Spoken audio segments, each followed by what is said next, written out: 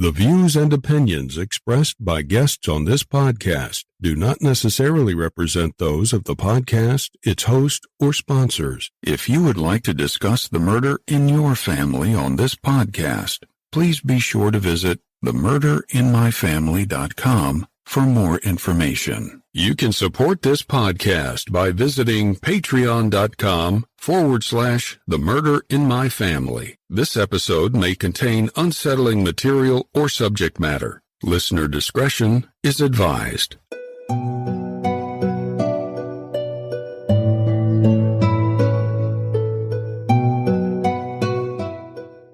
Welcome to episode 68 of The Murder in My Family. This episode will be a little bit different from regular episodes, because today we'll be discussing 3 important updates to cases we've previously covered on this podcast. Before we get into these updates, I need to take care of some quick housekeeping. Independent podcasts like this one depend on word of mouth to bring in new listeners.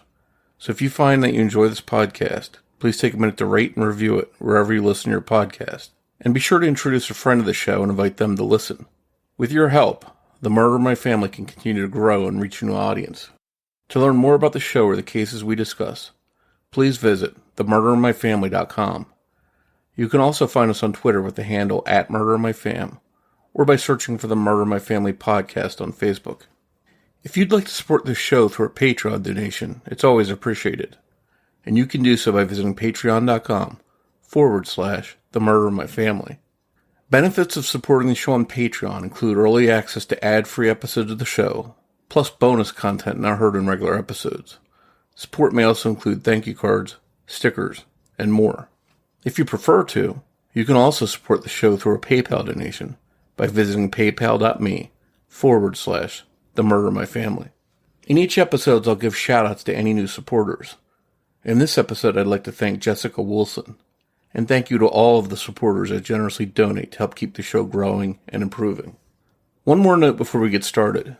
Please consider supporting any of the sponsors that you hear on The Murder in My Family, the way that those sponsors support the show. It's with our sponsor support that this show can go on and continue to provide a platform to share these stories with you in every episode. Thank you. And now on with the show. As I mentioned at the beginning of the show, today I'm bringing you updates on 3 cases that we've previously covered on The Murder in My Family. 3 cases with quite different circumstances, different types of victims, and different outcomes. I highly suggest that if you haven't already done so, you go back and listen to the appropriate episodes for each case I'll be discussing here, so that way you're familiar with each case. We're revisiting the cases of Christine Gallegos from episode 12, Rachel Runyon from episode 9, and Sherry Domingo and Greg Sanchez from episode 5. Christine Gallegos was found stabbed and shot to death in Salt Lake City, Utah in 1985. The murder devastated her family, and as they tried to make sense of what had happened, police discovered that Christine's murder was linked to other deaths in the area, and that she was possibly the victim of a serial killer. We talked in episode 12 with Christine's brother, Steve Dern, and how he was still fighting for justice for his sister over 3 decades later. Rachel Runyon, who was just 3 years old, was abducted from outside of her Sunset, Utah home in front of her brothers in August 1982, 38 years ago this week. Weeks after the abduction, Rachel's body was found, and the investigation of her murder led to the unthinkable possibilities that her case was tied to either a snuff film or to satanic rituals. Despite a composite sketch in Rachel's murder, the case remains unsolved. Rachel's mother, Elaine Runyon, shared with us in episode 9 her pain and anguish over losing her little girl in such a horrible way. Decades after the Utah murders of Christine Gallegos and Rachel Runyon, their cases remain unsolved. But I'm happy to report that there are new investigative leads to follow in both cases. Jason Jensen, a Utah private investigator, has taken on both Christine's and Rachel's cases. He's looking at them with fresh eyes, and it seems like he may be making progress in both cases. He's hoping that someone out there listening may be able to come forward with information to help solve the 2 murders of these innocent girls in Utah. In episode 5, we discussed how in July of 1981, the quiet town of Goleta in Santa Barbara County was rocked with the horrific murders of a single mother, Sherry Domingo, and her boyfriend, Greg Sanchez. The murders would eventually be linked to a long line of brutal rapes and murders by an offender who would become known as the Golden State Killer. The case made national headlines in 2018 when the Golden State Killer was identified and arrested.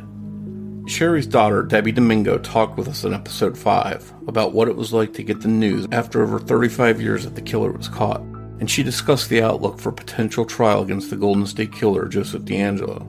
Well, just this month, Debbie faced down that monster in court and watched firsthand as Joseph DeAngelo was sentenced to the rest of his life in prison. In this episode, Debbie discusses with us what it was like to finally have her day in court with her mom's murderer.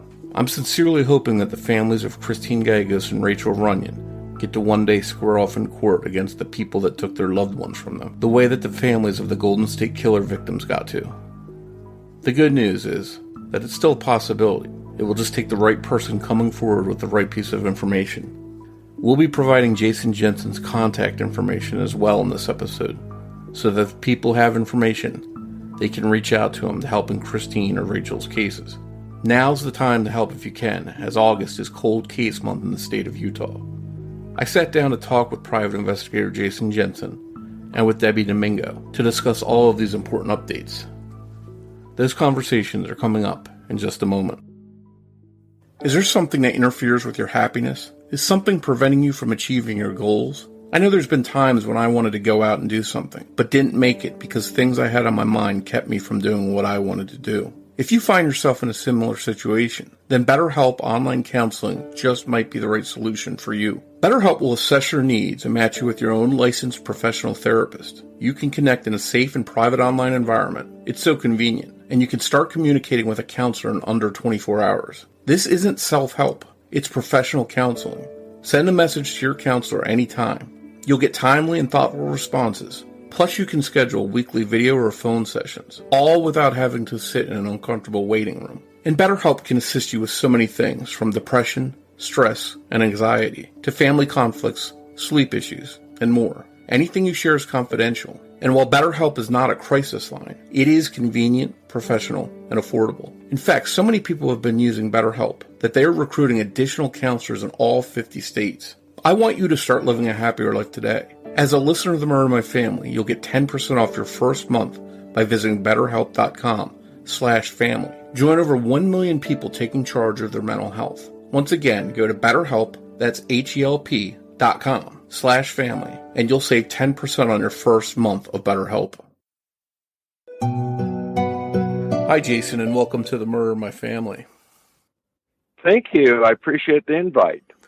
No problem. I'm happy to have you on because I know you've got some important stuff you're working on. I guess for the audience, can you start off by telling us a little bit about what you do and what your background is?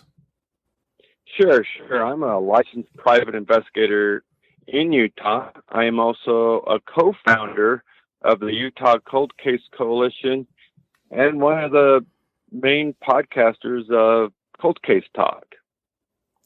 So you work a lot with these older cases, these ones that are harder to solve. Yeah, I wouldn't had expected that 5-10 years ago, but yeah, that's exactly where I'm at now. And do you work, you mentioned being in Utah, do you work cases around the country, or do you focus just right in Utah? We have done work on other cases out of Utah. My license, just like truck drivers or whatever, you got a home state where your license is, and mine is in Utah. And you happen to be involved in investigating 2 high-profile cases out of Utah, 2 that we cover on this podcast. The first was the case of little Rachel Runyon, which I covered in episode 9, and the other case, Christine Gallegos, and I covered that in episode 12. Of course, both of these cases are unsolved, and I guess in any older case where things are evolving or new leads are coming in, new information, or new ways of investigating the cases, that sometimes leads to progress or potential progress in the cases. Am I correct in assuming that there is already or there may be the potential for new developments in both of these cases? Yes, we feel like we've in both cases. I'm a fan of your work.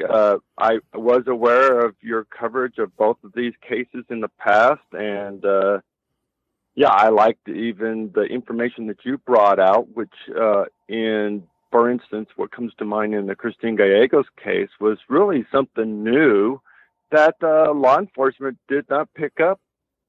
And ironically, both of these cases, Rachel Runyon and Christine Gallegos, I swore off years ago that if I went into cold case work, these were two cases I would not get myself involved in. And so it's ironic that I find myself on the cases and feeling like we were making progress, because the reason why I swore them off is for the Rachel Runyon case, having been such a high profile case.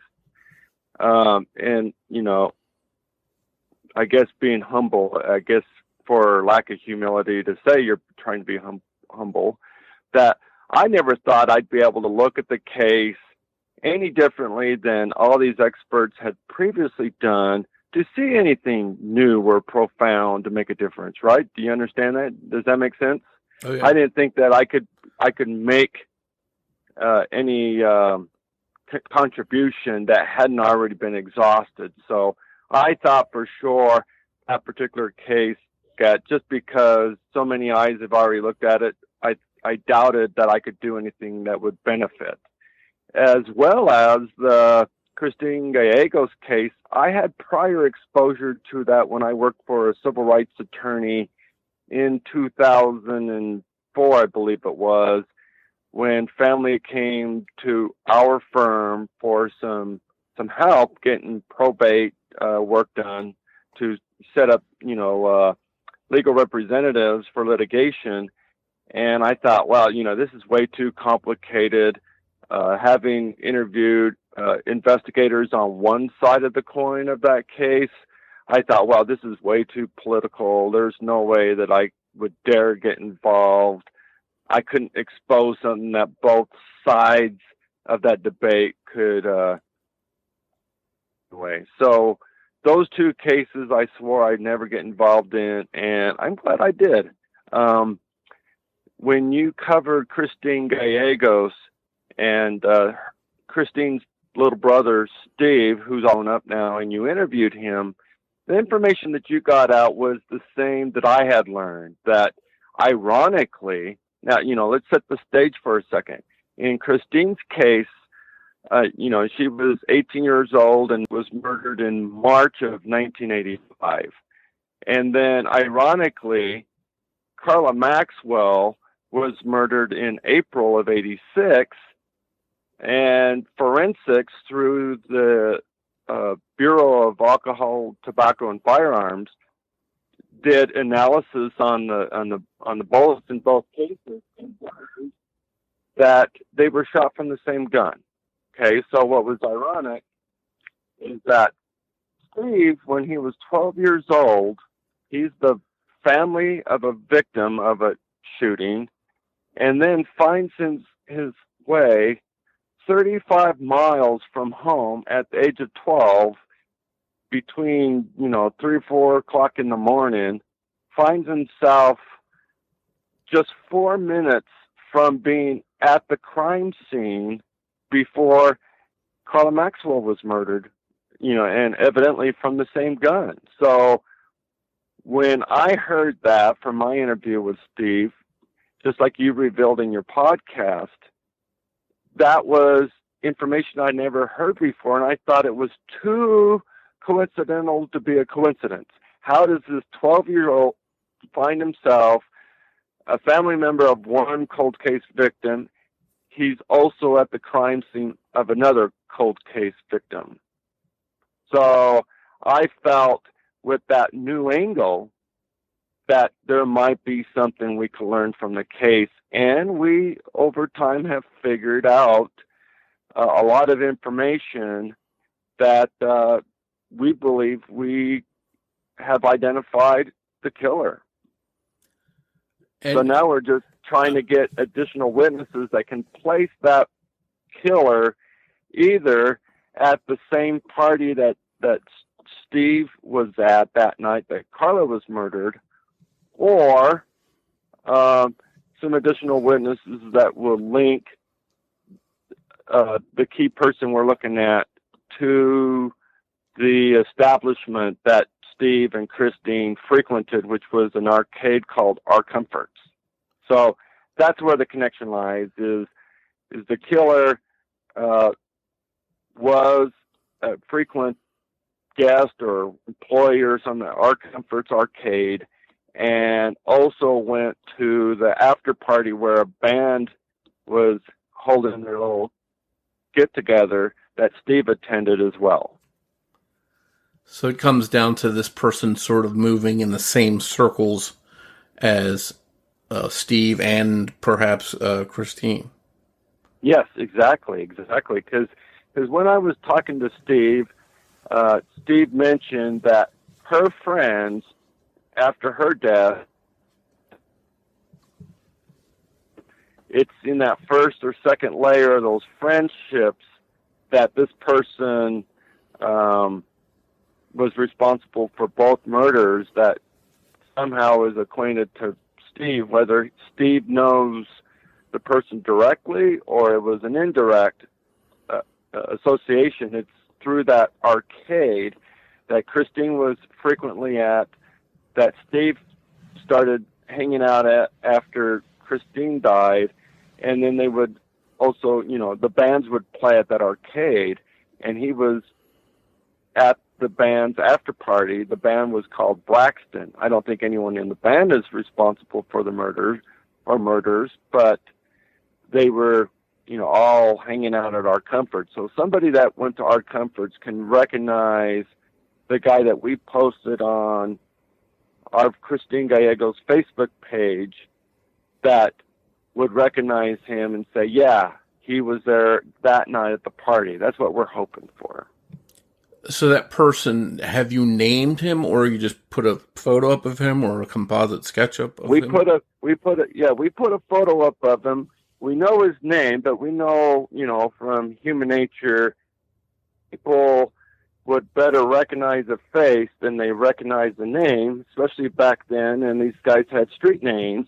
So it's entirely possible that if I posted the guy's real name, they would recognize his picture and either give us the name, which gives the witness more credibility than if we blab everything out, picture, name, and all, and somebody just simply rubber stamps what we're sharing. That's not a forensic investigation.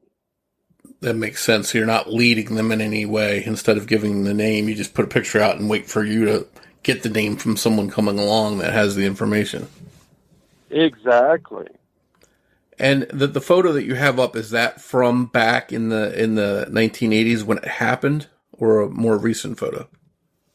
It's very close to the timeline because this person was subsequently arrested in 1987. So it's an 87 mugshot photo, but at least it's within 2 years or 1 year of either of the two ladies' crimes, but at least it's close enough that his appearance wouldn't change by that much. But clearly, if you post a photo of somebody nowadays from 1985, there's a huge difference in appearance, and I can vouch for that looking just in my own mirror. Yeah, me too. I had a lot more hair back then than I have now. Oh yeah. I'm shiny, where I used to have hair down to the middle of my back in 1980s. Exactly. So, and I guess the focus then is for people that hung out in this arcade, that were regulars there. You want people to come forward. And what was the name of the arcade again, and where was it located? Do you have an address so people will know it exactly? Sure. The arcade was just the initial R, Comforts. And it was an arcade located at 484 South State Street in Salt Lake City. And the reason why its name is Our Comforts, that's short for the owner's name, who was Roger Comfort.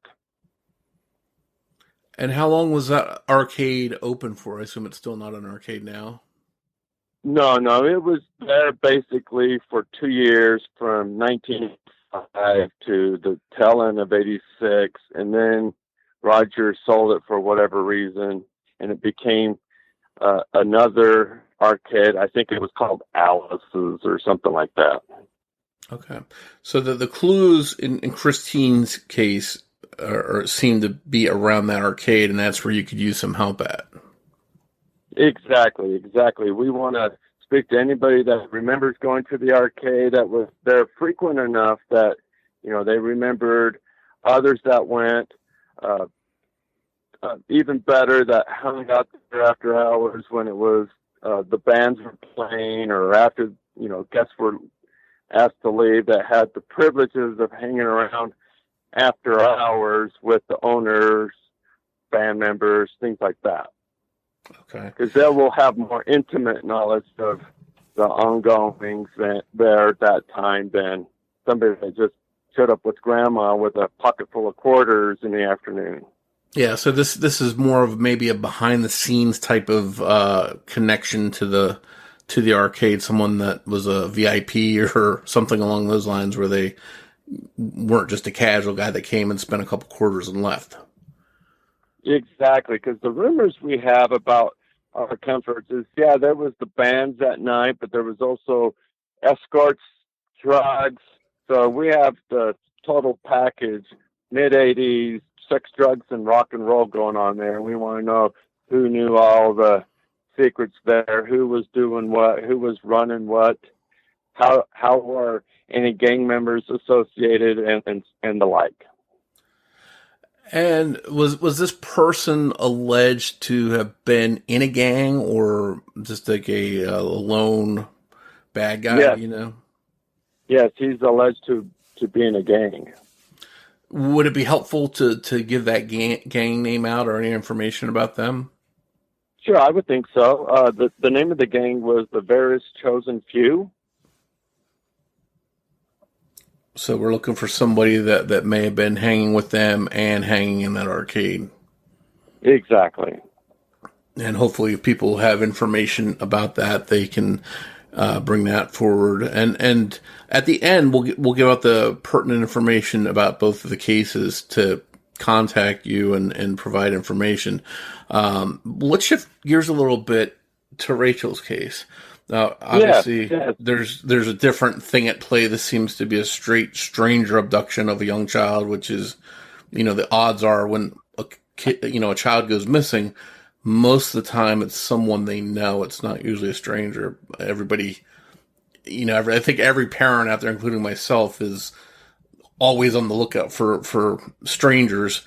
But I think most of the time, if I'm not mistaken, that's not who you have to worry about when it comes to your kids. But in Rachel's case, it definitely seems like it was a stranger abduction, correct? Oh, yes, 100%. Yeah, we full-heartedly believe this was a stranger abduction. And this abductor, just took advantage of the opportunity that she and her brothers were playing without their immediate parental supervision. So the mother was watching from her window because the playground was only 15 feet away from their yard, and they had just installed a gate because Rachel's brother was just about to start kindergarten, so just the following week. So the kid begged to go over there while she was preparing lunch, so she felt it was safe to let him just, go beyond the border of their property long enough for her to finish their lunch, and then she'd call them back in to eat. Little did she know that there was lurking about a, ominous figure with bad intentions. Yeah, I think for me personally, that was when Rachel's case came out. I think I first heard about it on Unsolved Mysteries. A lot of people probably did, but I was a teenager when I saw that on that show, and I remember thinking, when I grow up and have kids, they're not going to go out of my sight. That's the first time I realized that there were people out there that were capable of doing evil things. Now, of course, she was found dead, but amazingly, I think it's amazing anyway, that there was a lot of detail provided early on about a car, about a suspect, that to me, I get frustrated when you have some things that were were pretty clear all these years that didn't lead to anyone. With the new developments that you're working on, is there a reason to believe that maybe all that stuff that we've had for years wasn't completely accurate? Yes, and I was going to mention that if you didn't give me a segue, but I'm glad you did. What ended up happening that I observed firsthand just this past weekend, for instance. This last weekend, Rachel's mother and myself went through some old news coverage from 1982 to the present, and we're talking 10 hours, everything from a talk shows that they've been on, all the prime time news, local news, regional news, CNN coverage that had happened. Especially intriguing was those first hours and days and weeks. What was interesting that I learned, and the reason why the case is where it's at is, let's set the stage for a second. It's August 82. In fact, on the 26th, which is just 6 days away, will literally be the 38th anniversary. This happened on August 26, 1982. So media compared to now, it was completely different. Now we got a 24-hour news cycle. We got cable news, and we're just constantly being drowned with news. Social media shares and everything else. And today we have Amber Alerts, things like that, something like that. Back in 1982, there was no such critter. In fact, in 1982, you would dial the operator. We didn't even have the 911 system for Sunset, Utah at the time. So what happened was, when you get the news coverage, you'd have the two local newspapers, and there was a regional one. So we had the Standard Examiner for northern Utah that covered even Sunset area. Then you had the statewide ones, the Deseret News and the Salt Lake Tribune. That's the print media. Then you had just three channels, Channel 2, Channel 4, and Channel 5. You'd get your news at 6 o'clock, you'd get your news at 10 o'clock. A couple hours later, the stations would sign off for the night. So if you missed the news, you didn't see the news, right? So, and you didn't have TiVo, you didn't have on demand or anything like that, if you just didn't see the news. And so the news at that time covered this case. It covered it extensively, but one thing that I noticed is how details of the abductor devolved quickly over time.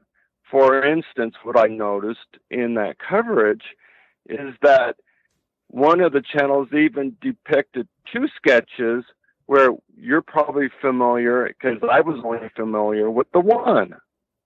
And if you looked at the second sketch, you'd see that the second sketch actually had the same skin tone, had the same basic descriptions, mustache, afro hair, things like that. But that face and the facial features actually looked more Hispanic.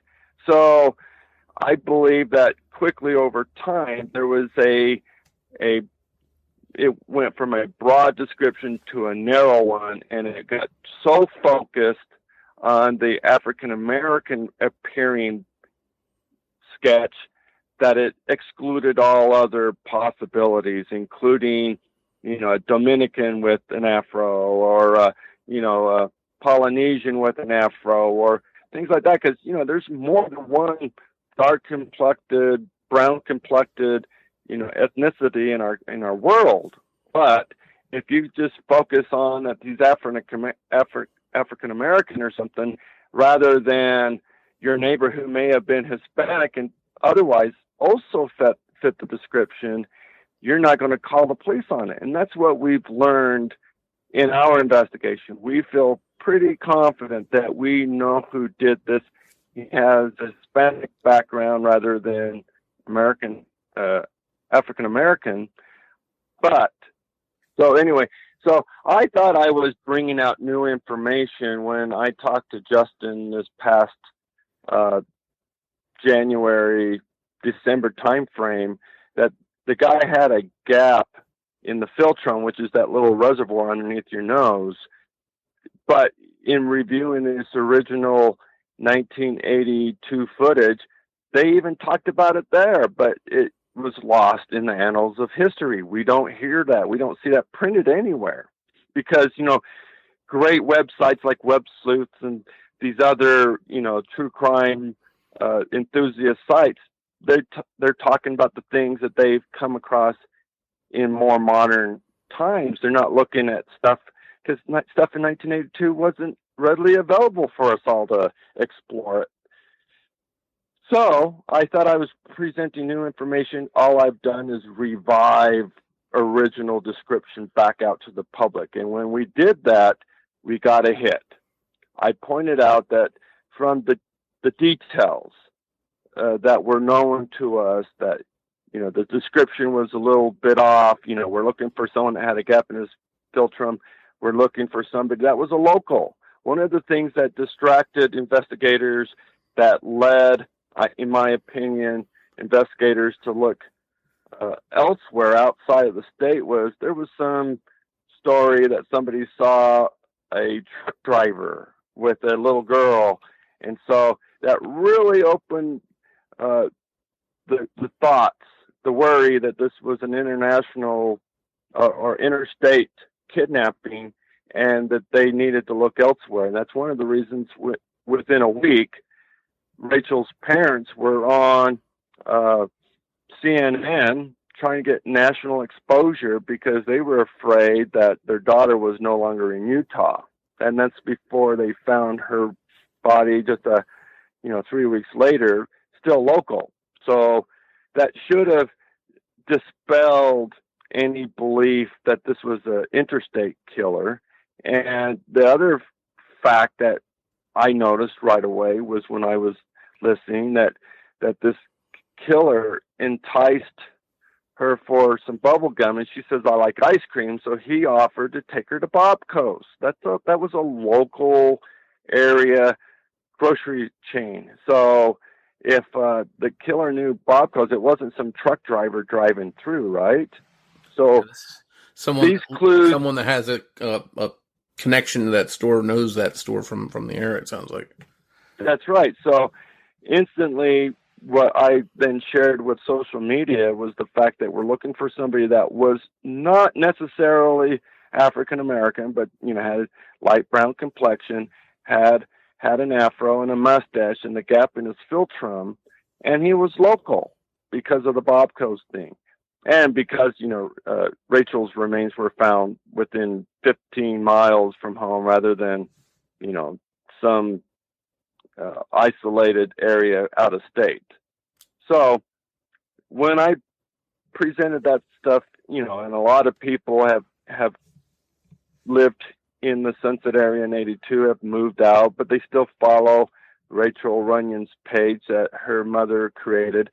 And when that information was shared, we got a response. Somebody that even believed that their family thought it was their uncle, but didn't turn him in because he wasn't African American. And so we shared that information with Sunset Police, and they've shared it with the Attorney General's office, who has taken over the investigation. And we're hoping that through their DNA testing, that will confirm that this guy that was in our lead matches the killer. And a couple of points. I want to come back to the DNA, but a couple of things you referenced talking to Justin. For people that are familiar with the case, Justin is Rachel's brother who was with her and provided many of the details in those descriptions of this man that took her. And I think, what was he, 5 at the time? Yes, he was her older brother who was 5, and he gave a detailed account of the killer. Likewise, a 10-year-old also in the park, and his name was Sean, he gave a description. That's why there was 2 sketches. And they And it both. makes sense to me, but at the time, it's like, why are two descriptions yielding one sketch? Well, they didn't, Mhm. but they just favored one sketch over the other. And that's the one they went with. And I've always been amazed that kids were able to provide at that age were able to provide some detailed descriptions, and not just of them, but of the car, right? Exactly, exactly. But a 10-year-old's going to recognize blue, green, red. So it was probably fairly easy for the description of the vehicle to come forth because, it was just simply a blue hatchback mid-sized car with brown wood grain panels. Have you So narrowed that down to a specific make or model? I know you had been talking about certain makes and models in the past. yes, yes, we believe that it was and bear in mind the Mercury Bobcat was the Mercury is always an upgraded version of a Ford, and the equivalent of the Mercury Bobcat is the Ford Pinto. So we have um, in insights that this vehicle was either a blue Mercury Bobcat with the wood grain panels, or it was a Pinto with the wood grain panels. Yeah, and when you And it's add hard that, to confirm. It's hard to confirm the ownership or what the actual make and model is. 38 years later, because those DMV records aren't available, and the parents that own the vehicle that of this uncle have long passed away, so we can't interview them.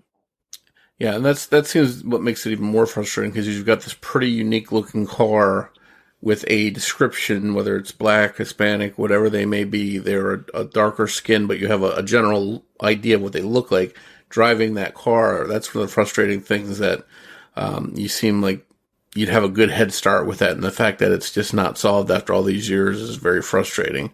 But back to the DNA, then that may be where the ultimate solving of the case could come.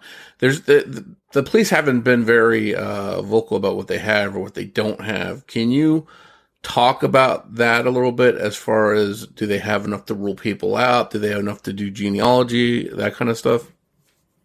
Well, I'm certainly not at liberty to share information along that because that's their investigation. If I have information, it's just because I'm blessed to have that, so I cannot confirm or deny I have anything. But Okay. we do feel confident that from an outsider looking in, that they should be able to confirm the identity of this guy if, in fact, our lead and everything is right. Wow. It's again, we're talking about what 38 years and 35-year-old cases today. Both of these cases are, and the fact that there's any kind of progress, decades later is pretty promising. And just I think we see in the news all these cases getting solved, and it just gives us hope for these two cases. Now, and the most important thing I Exactly. want to put out here is if someone has information about either of these cases, should they contact you directly or go to the Facebook pages? What are the best ways to contact you with this information? They're more than welcome to call me directly. My cell phone number is 801-759-2248. But they're probably better off trying to reach through us after they search through either the Justice for Rachel Runyon page that's managed by her mother, or the Christine Gallegos Connections page on Facebook that I manage. So that way they get a chance to, look at posts and refresh their memory and make sure that they're not wasting their time. And one of the things that I would like to add is that the Utah Cold Case Coalition, which I'm a founder of, we are always promoting August as Cold Case Month, which is how Steve got a hold of me initially in the Christine Gallegos case. Cold Case Month works. We wouldn't be where we are on Christine Gallegos without promoting Cold Case Month. And what's unique about this Cold Case Month is that we are offering a $10,000 reward an increase from 5,000 for any information that helps us clear up Christine's case or resolve Rachel's case. And I always hope people come forward and do the right thing, not for money, but if it's money that helps solve these cases, so be it. As long as someone does come forward with information, that would be great. I can't thank you enough for coming on to talk about these cases. They're two big ones that I covered and ones that I hope to see solved, obviously, for Rachel's mom, Elaine, and her family, and then for Steve and his family. They've been waiting a long time for justice, and I think they're really lucky to have you working alongside them. I hope you guys catch a break. The good news is that as I learned more and more and started interacting with people who were also passionately seeking answers, my mission evolved. For the first time in my life, I had clear-headed laser focus on an important goal. I was no longer just an orphaned daughter without a shred of hope. I became a voice and an advocate for the many, many victims in this series of crimes. I don't know if D'Angelo was ever aware of my efforts to find him out.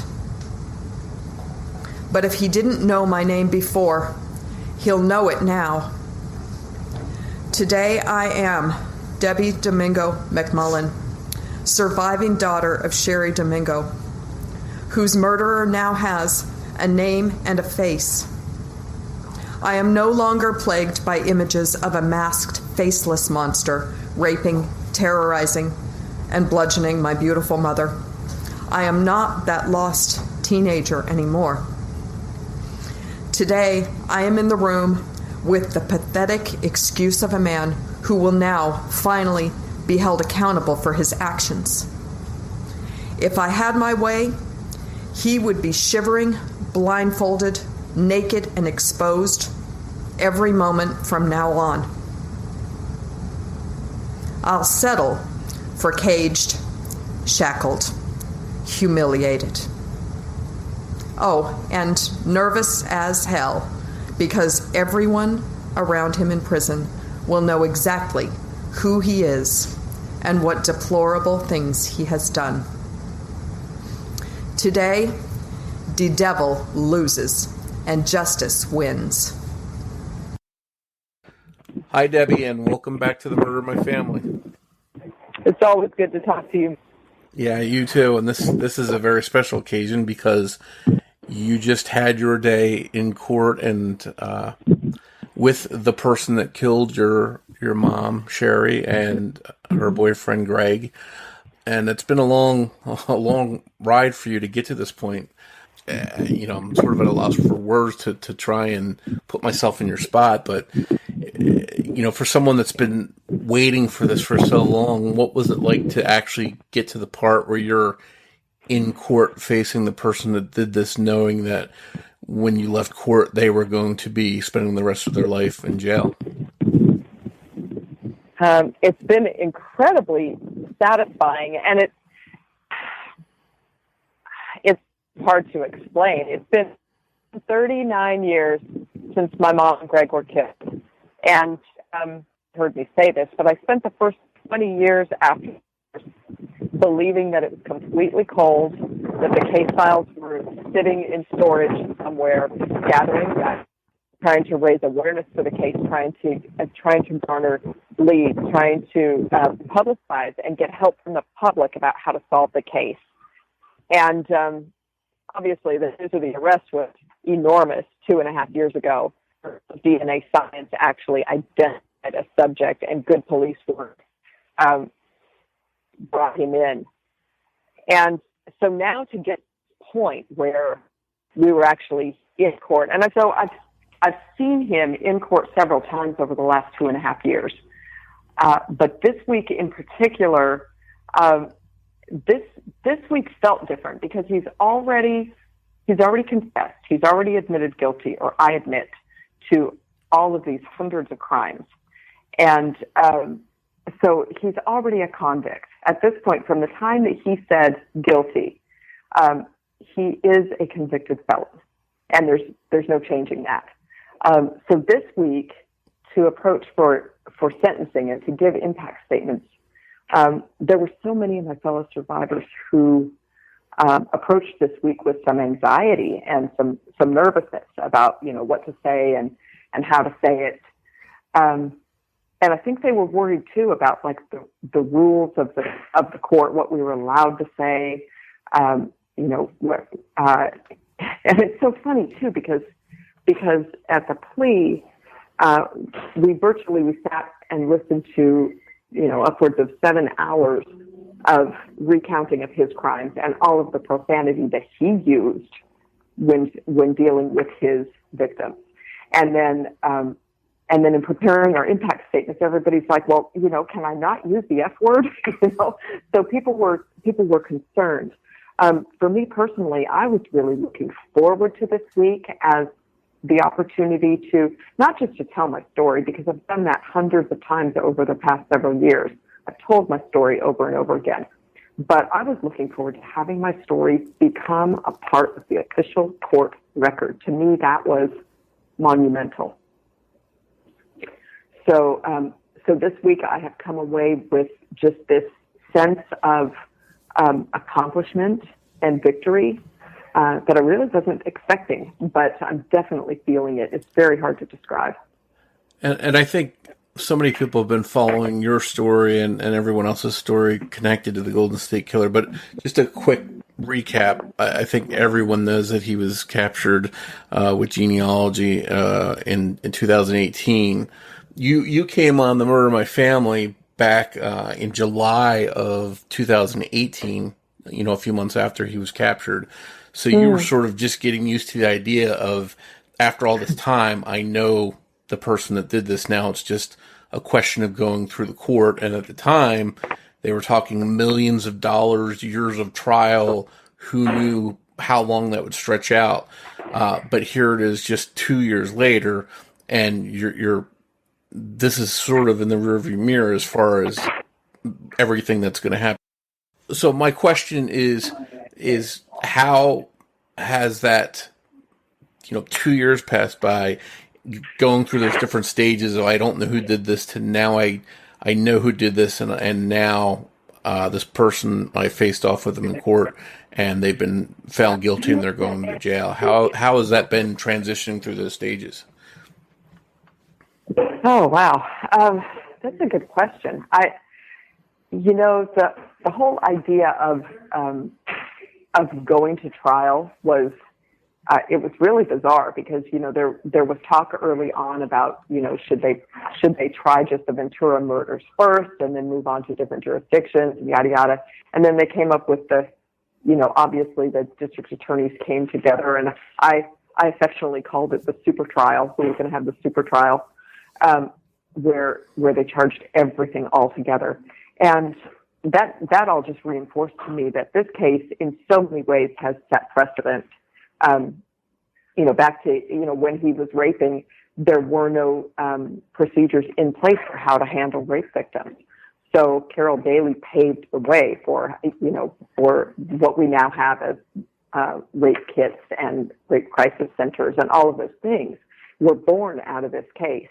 And then you move on to the DNA technology and the investigative genetic genealogy, and that has paved the way for hundreds of other cases to be solved, cold cases and current cases. And then you look at the super trial aspect, and that was, obviously never been done before, with all these jurisdictions coming together to prosecute one perpetrator. So the history-making aspect of it for me has been fascinating. And then on a personal level, I wasn't looking forward to the whole, 5 to 10 years in court and $10 to $20 million of taxpayer money spent on this piece of scum. The waste to me seemed ridiculous.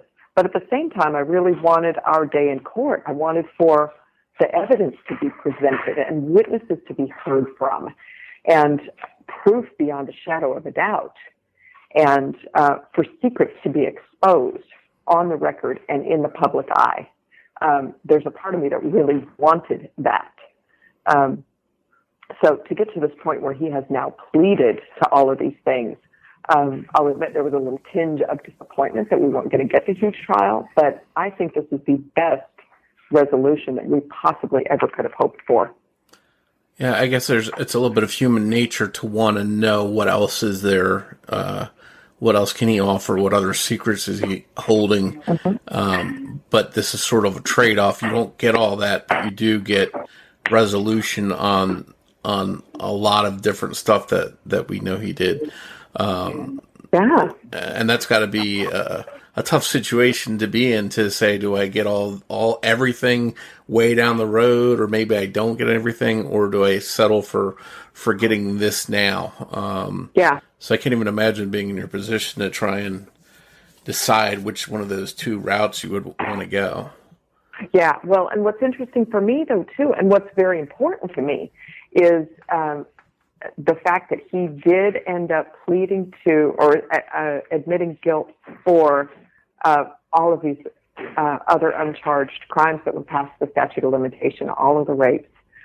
For me, that is huge, because my personal motto through all of this has been justice for all. I hashtag it all the time, hashtag justice for all, because I firmly believe that the justice that we have been seeking in this case, it's not just about the 13 murders, and it's not just about the few cases on the rapes where they were able to charge the kidnap for robbery. It really is. We've been seeking justice on behalf of everyone that he encountered, everyone that he, from back when he was peeping and burglarizing, and obviously stalking. And I mean, everyone who's been affected by this, I have felt like we have been seeking justice on behalf of everyone he hurt. Yeah, I applaud the way they did that. Even though he couldn't be technically charged with those things, they still made him admit as part of the deal to those things. Yeah. So that, although statute of limitations had run out on those archaic rape laws that they had back then, such a short period of time, that a lot of those victims still had their encounters on record, and I thought that was a good way to do that. Absolutely, and for them to be able to offer victim impact statements was just, I mean, it was really just the perfect way for it to go. I believe that. I know there will be some who disagree with me, but yeah, I'm so happy with the way it has all worked out. Well, it's I guess an outcome that you hope for. I know when I first met you, you didn't know what was going to happen if you'd ever be caught, and then it just sort of fast tracked after that. And this episode that I'm doing, we're dealing with cases that are 30, 40 years old almost. And the families are in the same situation of, okay, I'm waiting for answers. I'm seeing all these other cases like the Golden State Killer solved in the news. Is something going to happen in our cases? And there is a little bit of movement in these cases. So I think that gives those families hope that maybe they'll have an outcome like you had. What advice would you have for these families that are you were in their shoes?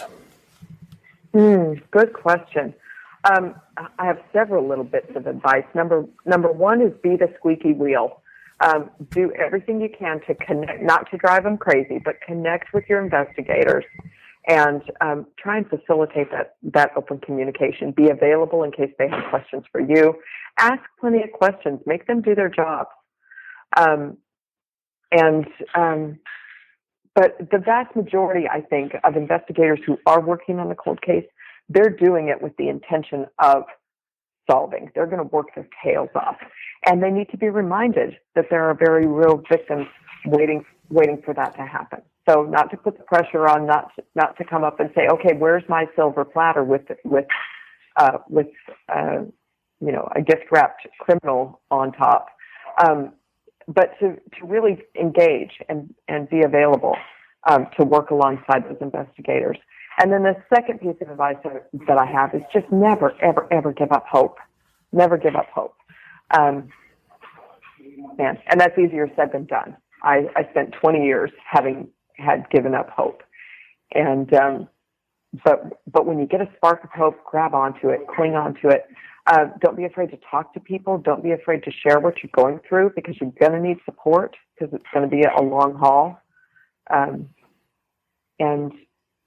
then the last thing is, I'm going to say, don't make this the focus of your life. And that's also easier said than done. I spent years at my laptop when I could have been with my children and grandchildren. And fortunately, in my case, it paid off. In fact, I had one of my daughters come to me after the arrest and say, "Mom, I owe you an apology." And I said, "What?" And she said, "I've always given you a hard time because we'd be putting dinner on the table and we'd say, 'Okay, Mom, break away, come eat with the family.' And, and I was neglectful. I really was. But she said, "I thought that you were wasting your time." She said, "I thought they were never going to find him, and that you were wasting your time, wasting your life, wasting our time with you." And she apologized and said, "I never thought they'd catch him." But it's so important to have that balance. So do what you got to do for your case. Try and get your closure any way that you can, but live your life as well. Find some good balance. And if the families in these cases are lucky enough to see an arrest made and make it to trial, what advice would you have for that portion of the time after the arrest or going into court? Oh, okay. I've actually got some really good practical advice.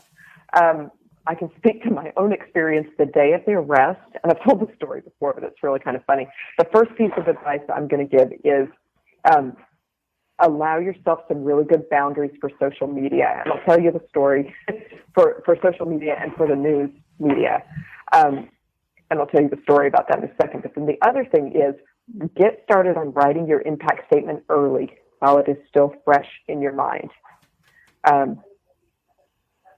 That's critical. I'm glad I started writing my statement just a few days after the arrest. That helped me immensely when it came to 2.5 years later, when they said, "Okay, you need to have a statement by such and such a date." I already had a pretty darn good start. So I think that's important. But as far as the media goes, when you get an arrest, my phone literally blew up during the press conference where they were announcing that they had arrested this Joseph James D'Angelo, former police officer. My phone was just going nuts, and I had both my daughters in the room with me and my husband, and we're watching that press conference, and my phone's going off the hook. Just people saying, "Are you seeing this? They arrested him. There's a press conference," and I'm like, "Yes, yes, yes." So I finally set my phone aside until the press conference was over.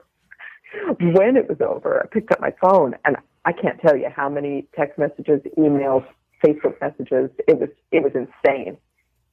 And fortunately, I only started to try and answer a few before one of my daughters said, "Mom, give me your phone." And I said, "What?" And she said, "Give me your phone." And she took my phone out of my hand, and she started triaging it for me. She'd say, "Okay, this person is asking such and such. Answer now or later?" And I'd say later. And she'd say, "Okay, NBC News wants to talk to you." I get a number, I'll call them back. And so I was able to kind of juggle that and set it aside and only answer what was critical at the moment and set the rest aside for later. And I'm not kidding. We spent probably the next 4 to 5 days sorting through all of those initial contacts. And that first day I did 7 interviews. One of them was actually a camera crew that traveled 5 hours to come camp in my living room and interview me the night of the arrest. So be prepared for that. Same thing. Everybody's going to come at you from, all your Facebook friends. I had childhood friends from, elementary school and junior high and high school that I haven't talked to in 30 plus years, just reaching out and saying, "Hey, we heard the great news. Congratulations." And you know how it is on Facebook on your birthday? You get like 200 people that tell you happy birthday, and you never have time to go in and thank each individual person. Mm-hmm. Imagine that when a killer is caught, that's what happens. Everybody and their brother is going to come and want to say something good and encouraging and uplifting for you and congratulatory, and you may not be able to answer it right away, but don't feel like you have to. You do what you can do. I would tattoo this on my forehead if I could. I do what I can do, and that has to be good enough.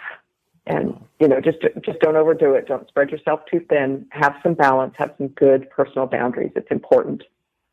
Yeah, and it sounds like for your own well-being, your own personal health, you need to take it in stride and be patient. Because it sounds like it can be really overwhelming with all that stuff going on. It can, and I've got such great support. My family is awesome, and they're very understanding. But yeah, there are times when I'll put the phone down for a couple of hours and not even look at it, and then later on I hear this: "How come you weren't answering your phone?" Because I don't have to.